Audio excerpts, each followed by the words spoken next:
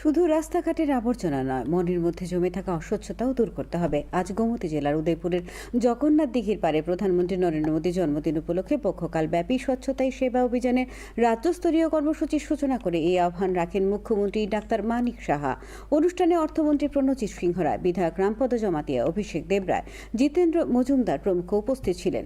মুখ্যমন্ত্রী বলেন, প্রধানমন্ত্রী হিসেবে দায়িত্বভার গ্রহণ করার পর নরেন্দ্র মোদী মুসলিমদের ৩ তালাক প্রথা বাতিল করেছেন, উত্তর পূর্বাঞ্চলের রাস্তাঘাট সহ সার্বিক উন্নয়নে গুরুত্বপূর্ণ পদক্ষেপ নিয়েছেন।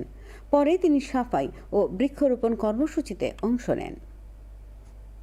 এইরকম একজন প্রধানমন্ত্রী, নরেন্দ্র মোদীজির মতো একজন প্রধানমন্ত্রী আমাদের এই দেশ আমরা পেয়েছি।